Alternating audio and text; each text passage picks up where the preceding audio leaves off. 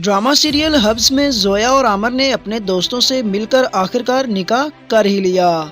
बासित के दिल में आयशा को लेकर बहुत ज्यादा शक पैदा हो चुका है, लेकिन सारा का सारा शक आखिरकार फहद ने दूर कर ही दिया।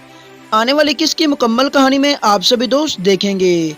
जोया घर से भाग चुकी है, आमिर को साथ लेकर अपने दोस्तों से मिलकर उससे शादी कर लेती है। वो दोनों एक दूसरे के साथ बहुत ज्यादा खुश हैं। अच्छे तरीके से तैयार होकर वो एक दूसरे के साथ बैठे होते हैं, पर आमिर के दोस्त उसको मुबारकबाद दे देते हैं। लेकिन दूसरी जानब जोया की मामा बॉबी और बानो बहुत ज्यादा परेशान हो चुकी हैं।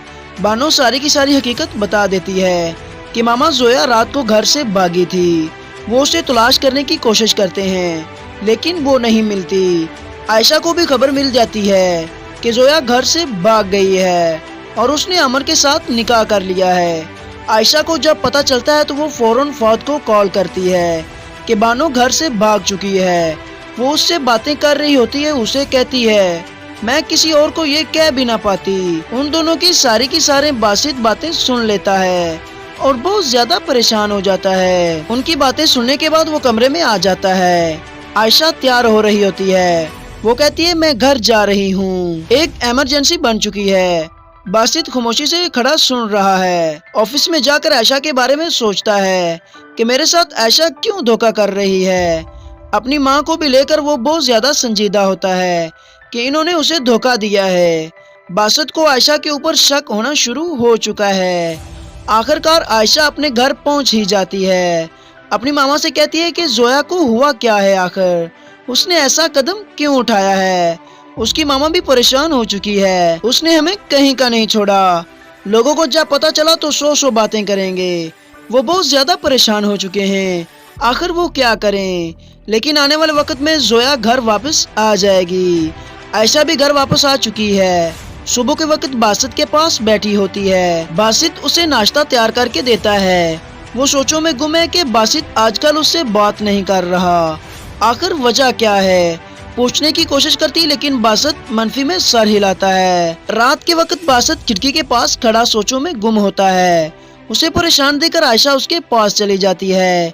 आखिरकार बासित भी बोल पड़ता है, कहता है ये जो ट्रस्ट होता है ना, उसे कायम करने में सालों लगते हैं। ये बात करने के बाद उसके पास से चला जाता है। उसे शक हो चुका है।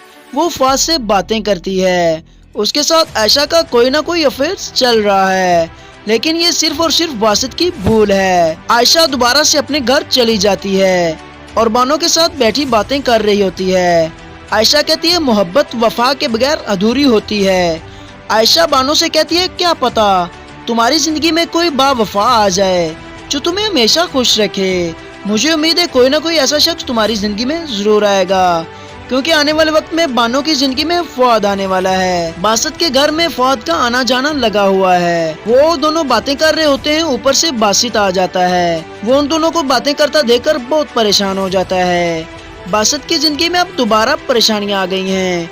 वो अकेला रहना शुरू हो चुका है, लेकिन बासित को समझ नहीं आ रही अब वो क्या करे।